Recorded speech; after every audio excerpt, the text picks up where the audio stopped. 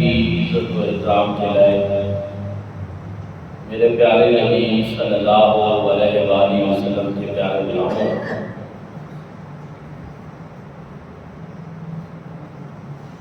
بندہ مومن اللہ رب العزت کی ذات پہ توکل کرنا چاہیے۔ توکل کیا ہے، اس کی فضیلت کیا ہے، اور اس حوالے سے درست نظریات کیا ہے، کچھ موضوعات آپ حضرات کی خدمت میں پیش کرنی ہے۔ دعا ہے کہ اللہ کریم مجھے صحیح بیان کرنے کی توفیق عطا فرمائے۔ حضرت موسیٰ علیہ السلام نے اپنی قوم کو ایک مرتبہ خطاب فرمایا۔ قرآن مجید فرقان حمید میں سورۃ یونس میں اللہ رب العزت نے وہ خطاب جو ہے اس کو امت مصطفیٰ صلی اللہ علیہ وآلہ وسلم کے سامنے دوبارہ ذکر کیا۔ وقال موسیٰ یا قوم ان کنتم آمنتم باللہ فعلیہ توکلوا ان کنتم مسلمین۔ جناب موسیٰ علیہ السلام نے فرمایا یا قوم، اے میری قوم، ان کنتم آمنتم باللہ، اگر تم اللہ پر ایمان رکھتے ہو، فعلیہ توکلوا، تو تم پھر اس پر توکل کرو، پھر اسی پر بھروسہ کرو۔ ان کنتم مسلمین، اگر تم مسلمان ہو تو پھر تمہیں اللہ پر ہی بھروسہ ہونا چاہیے، اسی پہ توکل کرنا چاہیے۔ یہاں ان کنتم آمنتم باللہ یہ شرط ہے، جملہ شرطیہ ہے۔ ان کے بعد یہاں پہ شرط ہے کہ اگر تم ایمان میں کامل ہو، تمہارا ایمان ہے اللہ کی ذات پہ، تو پھر تمہیں یہ بھی چاہیے کہ فعلیہ توکلوا، تو اسی پر بھروسہ کرو۔ یہ اس کی جزا ہے، اور یہ دونوں چیزیں ضروری ہیں کہ اگر ایمان ہے تو پھر اللہ پہ بھروسہ، پھر اللہ پہ توکل ہونا چاہیے، اور اگر ایمان نہیں ہے تو پھر جو آپ کرتے چلے جائیں۔ گویا ایمان کا تقاضا یہ ہے کہ اللہ پہ توکل ہونا چاہیے، اسی پہ بھروسہ ہونا چاہیے۔ حضرات جن کا محبت کسی سے ہو تو انسان کو اس کی محبت اس کی اطاعت کے اوپر ابھارتی ہے، اور پھر جب محبت اور اطاعت یہ جمع ہو جائے تو پھر اس سے نظریہ توحید عمل میں آتا ہے کہ انسان کی غیرت کسی اور کو پھر گوارا نہیں کرتی۔ جس سے محبت ہے، جس کی اطاعت کی جا رہی ہے، اب انسان توکل بھی اسی پہ کرے، بھروسہ بھی اسی پہ کرے۔ اور توحید جو ہے اس کا پہلا تقاضا یہ ہے کہ انسان اللہ رب العزت کی ذات کے اوپر بھروسہ کرے۔ دوستان ذوالفقار، اسی لیے اللہ رب العزت نے قرآن مجید فرقان حمید میں مختلف جگہوں پہ توکل کے حوالے سے ارشادات فرمائے۔ فرمایا رب المشرق والمغرب لا الہ الا ہوا فاتخذوہ وکیلا۔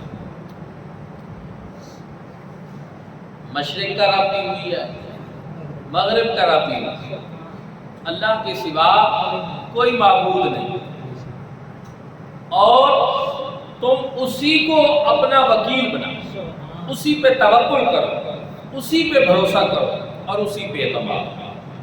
دوستان ذوالفقار، اگر آپ غور کریں، رب اللہ رب العزت فرما رہے ہیں میں ہوں، مشرق کا بھی اور مغرب کا بھی، رب المشرق والمغرب، مشرق اور مغرب کا رب میں۔ رب کون ہوتا ہے؟ حضور ضیاء الامت رحمۃ اللہ تعالی علیہ تفسیر ضیاء القرآن میں رب کی تعریف میں ارشاد فرماتے ہیں کہ تبلیغ الشیء الی کمالہ بحسب استعداد الازلی شیئا فشیئا، کسی چیز کو درجہ بدرجہ مرتبہ کمال تک پہنچانے والی ہستی کو رب ہے۔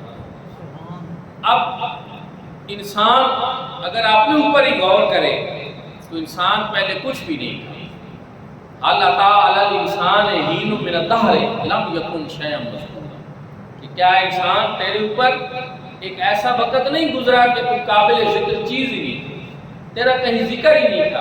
اور واقعی ایسا تھا، آج سے 100 سال پہلے ہمیں کون جانتا تھا، کسی کے وہم و گمان بھی نہیں تھا، لیکن آج ہم موجود ہیں۔ تو یہ اللہ رب العزت کی ذات ہے جو اس انسان کو جس کا پہلے ذکر ہی نہیں، اس انسان کو وجود میں لاتی ہے۔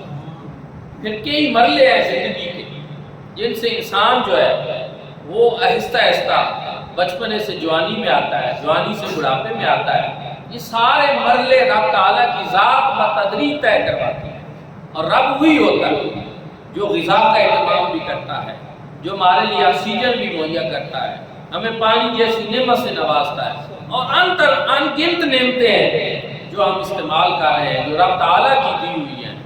تو صرف ایک انسان کو نہیں، جتنی اس کی مخلوق ہے سب کا خالق اور مالک بھی ہوئی ہے، اور سب کا رب ہوئی ہے، جو مشرق میں ہے ان کا بھی اور جو مغرب میں ہے ان کا بھی۔ اور فرمایا کہ اگر مشرق اور مغرب کا رب میں ہوں پھر اللہ کے سوا کوئی معبود بھی نہیں ہے، پھر اس کے سوا کسی کی عبادت نہ کرو، جو ساری دنیا کے لیے رب العالمین ہے، پھر عبادت اسی کی۔ اور فرمایا فاتخذ وکیلا، اور اسی کے اوپر بھروسہ کرو، کسی اور کے اوپر بھروسہ نہ کرو۔ دوستان ذکر لوگ اسباب کے اوپر بھروسہ کرتے ہیں، یہاں بتایا جا رہا ہے اسباب کے اوپر نہیں، اللہ کی ذات کے اوپر بھروسہ کرو، اپنے خالق اور مالک کے اوپر بھروسہ کرو۔ دوستان ذکر یہاں اللہ رب العزت نے اپنی ذات کے اوپر بھروسہ کرنے کا ہمیں درس دیا۔ پھر جب انسان اللہ کے اوپر بھروسہ کر لے تو ہوتا کیا ہے؟ اللہ رب العزت کیا اس کو ایسے چھوڑ دیتے ہیں؟ اللہ رب العزت کے اوپر ایک انسان بھروسہ کرے تو رب تعالیٰ پھر اس کے بھروسے کو توڑ دیتے ہیں۔ حضرت ابراہیم بن ادم فرماتے ہیں کہ ایک مرتبہ قحط سالی ہوئی اور ایک بہت بڑے امیر شخص کا غلام جو ہے وہ خوشی خوشی سے پھیلا۔ لوگوں نے کہا عجیب ہے، قحط سالی ہے، لوگ فاقوں سے مر رہے ہیں اور یہ خوشی خوشی سے پھرا رہے بھی غلام، کوئی اتنا بڑا اس کا ذخیرہ نہیں، اس کے پاس کچھ ہے نہیں، اس کو کیا ہے؟ انہوں نے اس سے پوچھا کہ جناب بتائیں آپ کس بات پہ اتنا خوش ہیں جبکہ لوگ تو پریشان ہیں، فاقوں سے مر رہے ہیں؟ اس نے کہا حضور والا، میں جس کا نوکر ہوں، میرے آقا کے گوداموں میں ابھی بڑا گندم کا ذخیرہ پڑا اور بڑی مال و دولت اس کے پاس ہے، اور وہ ہے بھی بڑا سخی، اور مجھے یقین ہے کہ وہ مجھے بھوکھا نہیں مارے۔ میں اس بات کے اوپر خوش ہوں اور اس پہ بھروسہ کرتا ہوں۔ اب حضرت ابراہیم بن ادم نے سنا، غش کھا کر گر پڑے کہ اچھا یہ انسان کسی دوسرے انسان کے اوپر اتنا بھروسہ کر رہا ہے۔ اتنا بھروسہ تو انسان کو اپنے خالق اور مالک پر ہونا چاہیے، اور اس سے بھی کہیں زیادہ ہونا چاہیے کہ اللہ کے خزانوں میں بھی کوئی کمی نہیں، اور وہ سخی بھی ہے اور جتنا چاہے دے سکتا ہے، تو پھر ہمیں تو سب سے زیادہ اس کو بھروسہ کرنا ہے۔ اور رب بھی یہی فرما رہا ہے کہ یہ مشرق والوں کو روزی کون دیتا ہے، مغرب والوں کو کون دیتا ہے؟ جب سب کو میں دے رہا ہوں تو پھر تمہیں بھروسہ بھی میری ذات پر۔ اور دوسرے مقام پہ ارشاد فرمایا وَمَن يَتَوَکَّلْ عَلَى اللَّهِ فَهُوَ حَسْبُهُ، جو اللہ پہ بھروسہ کرتا ہے، جو اللہ پہ توکل کرتا ہے، فرمایا اس کے لیے اللہ کافی ہے، پھر اللہ ہی اس کے لیے کافی ہے۔ پھر رب تعالیٰ اس کے توکل کا بھرم رکھیں گے اور اس کو عطا فرمائیں گے، اس کی مشکلیں حل کریں گے، اور رب تعالیٰ اس کو کبھی خالی نہیں لوٹائیں گے۔ دوستان ذکر اور دوسرے مقام پہ اللہ رب العزت نے مزید ارشاد فرمایا وَقَانَ حَقًّا عَلَيْنَا نَصْرُ الْمُؤْمِنِينَ، فرمایا کہ یہ اللہ رب العزت کے ذمہ ہے کہ اللہ رب العزت مومنوں کی مدد کرے۔ اگر اس پہ مومن بھروسہ رکھے اور اس پہ توکل کرے تو یہ اللہ رب العزت کے ذمہ ہے کہ وہ مومنوں کی مدد کرے۔ آج ہماری مدد کیوں نہیں آتی؟ آج ہمارا بھرم کیوں ٹوٹتا ہے کہ ہمیں جس طرح کا توکل اللہ رب العزت کی ذات پہ ہونا چاہیے اس طرح کریں؟ اور پھر میرے بھائی اور دوستوں، دوسری چیز یہ کہ توکل کے بارے میں دو طرح کے نظریات پائے جاتے ہیں۔ ایک جدید دنیا کے لوگوں کا ہے جو یہ کہتے ہیں کہ خدا کچھ نہیں، جو کچھ ہے وہ اسباب ہے، مال و دولت ہے تو ٹھیک ہے، اور اگر دنیا کے معاملات ٹھیک چل رہے ہیں تو پھر ٹھیک ہے، اللہ رب العزت کو وہ فراموش کیے۔ یہ ان کا ایک نظریہ ہے کہ مال ہے، دولت ہے، مالی طاقت ہے، مالی قوت ہے، تو پھر ہمیں کسی اور چیز کی کیا ضرورت ہے۔ دنیا میں دوسرے وہ لوگ ہیں جنہوں نے اسباب سے بالکل قطع تعلقی کر دی، جنہوں نے اسباب سے لوگوں کو روک دیا اور کہا کہ اسباب کیا ہوتے ہیں، بس صرف اللہ پہ بھروسہ کر کے بیٹھ جائے۔ اب بات سمجھنا، یہ دونوں تصور درست نہیں ہے کہ صرف اسباب پہ بھروسہ کرنا یا صرف اللہ رب العزت کی ذات پہ بھروسہ کر کے اسباب سے قطع تعلقی کر لیں۔ یہ دونوں نظریات قرآن و سنت کے مطابق نہیں ہیں۔ قرآن و سنت کا نظریہ یہ ہے کہ آپ اسباب کو اختیار کریں لیکن بھروسہ اور توکل اسباب پہ نہ کریں، وہ اللہ رب العزت کی ذات ہے۔ یہ نظریہ ہے قرآن و سنت کا۔ اسباب اختیار کریں، مریض ہیں تو آپ دوائی دیں، پھر ساتھ دعا بھی کریں، شفا اللہ دے گا، دوائی نہیں دے گی، لیکن اس کا یہ نہیں مطلب کہ آپ دوائی نہ لیں کہ بس مجھے اللہ شفا دے دے۔ بھوک لگی ہے تو میں نے کھانا نہیں کھانا، بس مجھے اللہ کھلا دے گا، نہیں، کھانا کھائیں۔ اب یہ ساری چیزیں اسباب کو اختیار کرنا یہ درست ہے، لیکن اسباب کو سب کچھ ماننا یہ درست نہیں ہے۔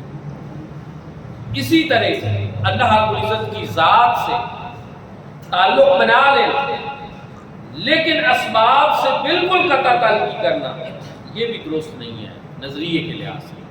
دوستان ذکر یہی وجہ کہ اللہ والے جو ہیں انہوں نے اسباب کو بھی اختیار کیا اور بھروسہ اور توکل ہمیشہ اللہ رب العزت کی ذات کی۔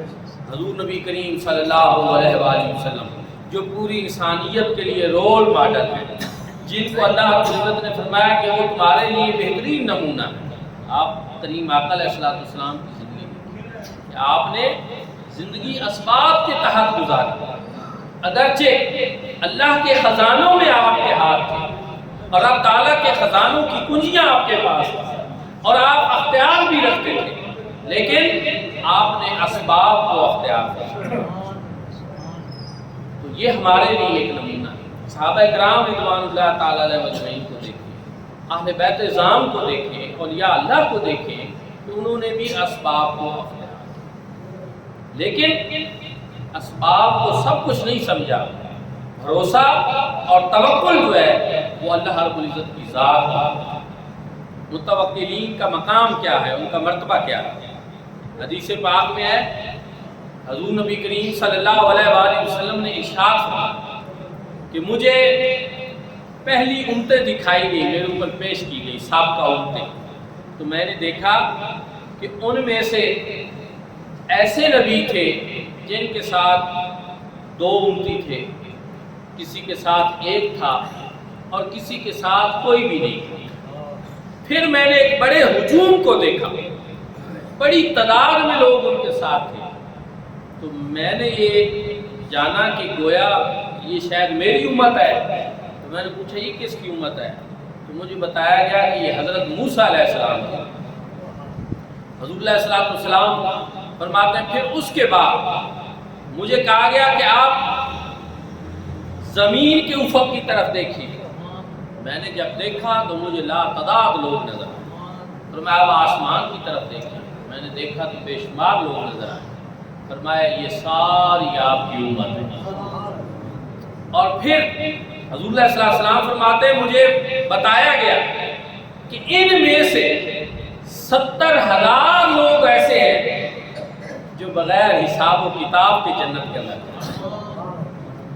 حضور نبی کریم صلی اللہ علیہ وسلم نے یہ ارشاد فرمایا اور پھر اس کے بعد آپ اپنے کشان اقدس میں تشریف لے۔ صحابہ کرام آپس میں ایک دوسرے سے بات کرنے لگے کہ وہ کون خوش نصیب ہیں 70,000 جو بغیر حساب و کتاب کے اس امت میں سے جنت میں جائیں گے وہ صحابہ ہوں گے، بعد میں آنے والے لوگ ہوں گے۔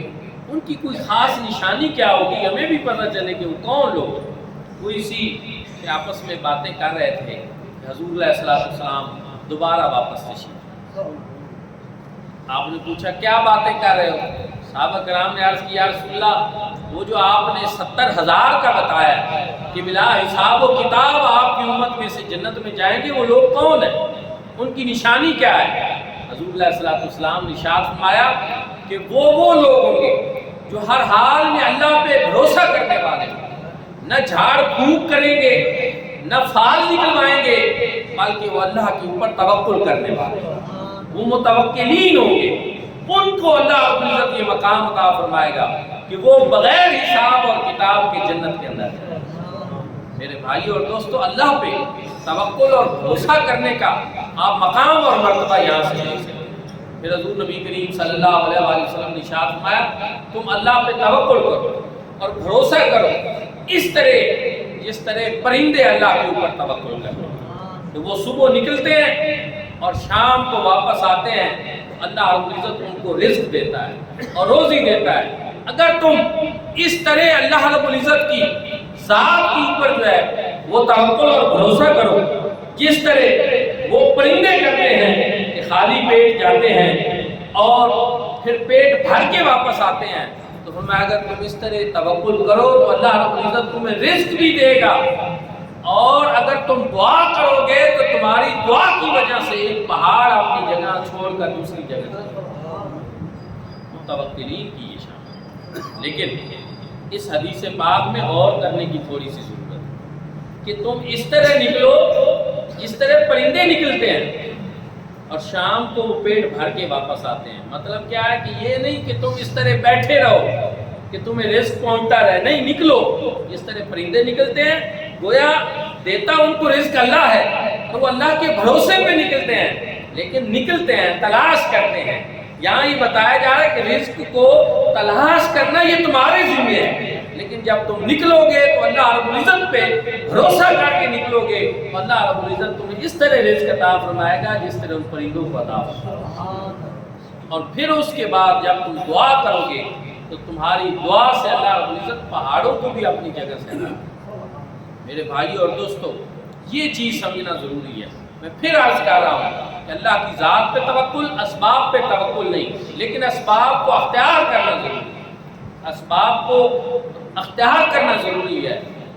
آپ جو بھی چیزیں ہیں ان سے فائدہ اٹھائیں، ان کو اپنے کام میں لائیں، لیکن کبھی بھی اسباب کو کل نہ سمجھیں۔ اللہ رب العزت کی ذات کو سب کچھ سمجھیں، لیکن اسباب کو چھوڑے نہیں۔ آج امت کی عجیب صورتحال ہے، بہت زیادہ لوگ جو ہیں وہ ہاتھ پہ ہاتھ دھرے بیٹھے رہتے ہیں اور کہتے ہیں کہ بس تقدیر میں ایسا ہے۔ میرے بھائیوں، یہ تقدیر کا غلط مفہوم ہے، یہ درست نہیں ہے۔ علامہ اقبال رحمۃ اللہ تعالی علیہ فرماتے ہیں عمل سے فارغ ہوا مسلمان بنا کے تقدیر کا بہانہ۔ یہ مسلمانوں کو نا ایک بڑی بیماری لگی کہ ہر بات تقدیر کے کھاتے میں ڈال دیتے ہیں، خود کچھ نہیں کرتے۔ تو ایک مسلمان کے لیے کہ وہ عمل کرے، کوشش کرے، اور پھر اس کے بعد اس کا نتیجہ جو ہے وہ اللہ رب العزت کی ذات ہے۔ حضور نبی کریم صلی اللہ علیہ وآلہ وسلم تشریف فرماتے، ایک صحابی آئے آپ کے پاس حاضر خدمت۔ حضور صلی اللہ علیہ وسلم نے پوچھا کس پہ آئے ہو؟ اس نے عرض کیا رسول اللہ سواری پہ اونٹنی ہے میرے پاس، میں اس پہ آیا ہوں۔ آپ صلی اللہ علیہ وسلم نے پوچھا اونٹنی کدھر ہے؟ انہوں نے کہا وہ نیچے اللہ کے بھروسے پہ چھوڑ دی۔ حضور صلی اللہ علیہ وسلم نے فرمایا اللہ کے بھروسے کا یہ مطلب نہیں ہے۔ فرمایا جاؤ تم دوبارہ اس کے گھٹنوں کو باندھو رسی کے ساتھ اور پھر اس کو اللہ کے بھروسے پہ چھوڑو۔ یہ توکل کا صحیح مفہوم حضور صلی اللہ علیہ وسلم نے، اور کسی شاعر نے بھی بڑی خوبصورت بات کی کہ توکل کا یہ مطلب ہے کہ خنجر تیز رکھ اپنا، پھر انجام اس کی تیزی کا مقدر کے حوالے۔ پہلے کوشش کریں، اسباب اختیار کریں، اور پھر ساتھ اسباب پہ بھروسہ نہ رکھیں، بھروسہ اللہ رب العزت کی ذات ہے۔ سب کچھ اسباب کو نہ سمجھیں۔ دوستان اذکار، ہم جن بزرگوں کے نام لیوا ہیں جن سے ہم محبت کرتے ہیں، حضرت پیران پیر دستگیر محبوب سبحانی قطب ربانی شیخ عبد القادر جیلانی قدس سر العزیز، آپ تجارت بھی فرماتے تھے، درس بھی دیتے تھے، بعض و نصیحت فرماتے تھے، اور آپ کا مقام اور مرتبہ کون اس سے واقف نہیں ہے، لیکن تجارت فرماتے تھے۔ آپ کا تجارتی جہاز گیا اور ایک شخص آپ کے پاس آیا اور اس نے بتایا کہ آپ کا جہاز تو ڈوب گیا۔ آپ نے اپنے دل پہ نگاہ ڈالی اور فرمایا الحمدللہ۔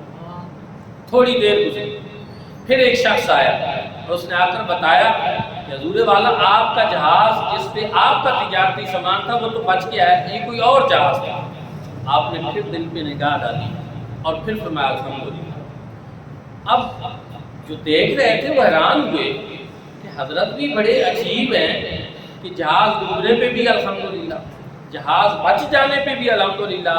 حالانکہ بچ جانے پہ الحمدللہ تو سمجھ آتی ہے، لیکن ڈوبنے پہ بھی الحمدللہ، بچ جانے پہ بھی الحمدللہ۔ ایک نے پوچھا حضور والا ذرا اس معاملے سے پردہ اٹھائیے اور ہمیں بھی بتائیے کہ ایسا آپ نے کیوں کیا؟ آپ نے فرمایا سنو، جب مجھے بتایا گیا کہ آپ کے مال والا تجارتی جہاز ڈوب چکا تو میں نے اپنے دل پہ نگاہ ڈالی اور میں نے دیکھا کہ میرا دل بدستور یاد الہی میں محو، اس میں کوئی تبدیلی نہیں آئی، اور یہ غمزدہ اس بات پہ نہیں ہوا کہ دنیا کا مال و اسباب چلا گیا ہے اور شکوہ گناہ ہو جائے رب کی بارگاہ سے، نہیں، یہ بدستور یاد الہی میں محو تھا۔ تو میں نے کہا الحمدللہ کہ دنیا کا مال گیا ہے، دل تو سلامت ہے، ایمان تو سلامت ہے، اس لیے کوئی ایسی بات ہے۔ پھر جب مجھے خبر ملی کہ آپ کا مال بچ گیا تو پھر میں نے دل پہ نگاہ ڈالی تو میں نے دیکھا کہ یہ پھر بدستور یاد الہی میں محو رہا، اس میں کوئی آثار خوشی نہیں نمایاں اور کوئی تبدیلی نہیں آئی کہ دنیا کا مال و اسباب ملا ہے تو یہ کچھ دیر کے لیے یاد الہی سے غافل ہو جائے اور اس بات پہ خوش ہو جائے، نہیں، یہ اللہ کی یاد کی طرف محو رہا۔ تو میں نے پھر کہا الحمدللہ کہ اللہ نے مجھے ایسا قلب سلیم عطا فرمایا ہے کہ دنیا کا مال و اسباب اگر چلا بھی جائے تو وہ پھر بھی یاد الہی میں محو رہا، اور اگر دنیا کا مال و اسباب بچ بھی جائے تو پھر بھی یاد الہی سے غافل نہیں ہوتا، پھر بھی رب تعالیٰ کی طرف۔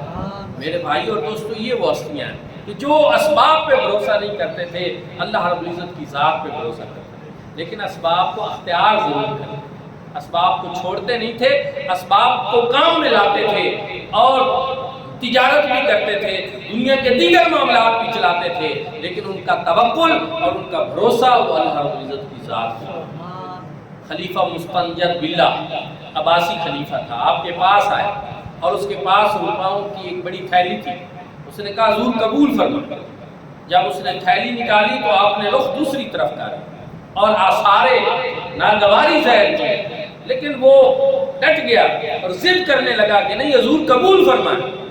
بالآخر آپ نے غصے سے اس کی تھیلی کو پکڑا اور نچوڑا، اس میں سے خون بہہ گیا۔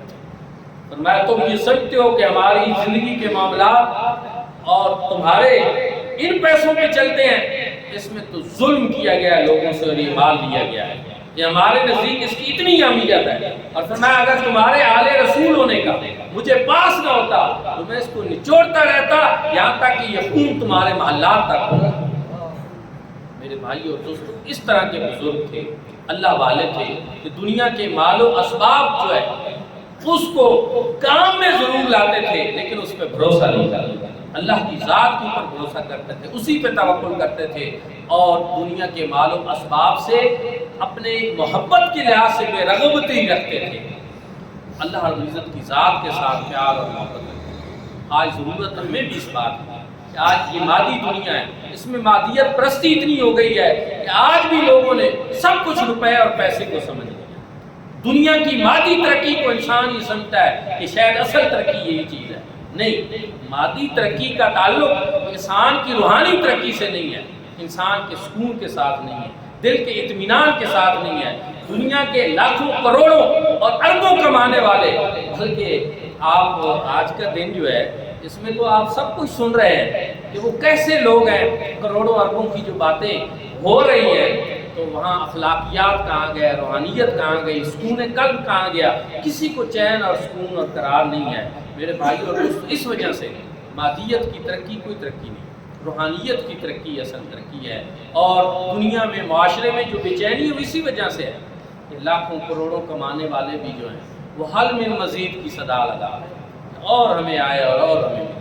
لیکن اسی دنیا میں ایسے بزرگ گزرے، حضرت بابا فرید الدین مسعود گنج شکر رحمۃ اللہ تعالیٰ علیہ، جب آپ کا وصال ہوا تو آپ کے گھر والوں کے پاس اتنے پیسے نہیں تھے کہ جس سے وہ آپ کا کفن خرید سکتے اور تدفین کا کام، اور آپ نے جاتے ہوئے یہ وصیت فرمائی تھی کہ میرا مزار جو ہے، میری قبر جو ہے، اس کا اہتمام اور انسلام حضرت خواجہ نظام الدین محبوب اولیاء وہ کریں گے، محبوب الہی کریں گے۔ کیوں؟ اس لیے کہ ان کے پاس کچھ وسائل تھے۔ تو یہ ایسے اللہ والے تھے، اور آج دنیا کس چکر میں ہے؟ تو آج آپ دیکھیں کہ دنیا کے کتنے بادشاہ اس کے بعد گزرے ہیں، ان کا نام ہی کوئی نہیں جانتا، لیکن بابا فرید جنہوں نے قناعت اختیار کی، جنہوں نے توکل اختیار کیا، رب تعالیٰ کی ذات پہ بھروسہ رکھا، آج بھی لوگوں کے دلوں کے اوپر ان کی حکمرانی ہے اور ان کی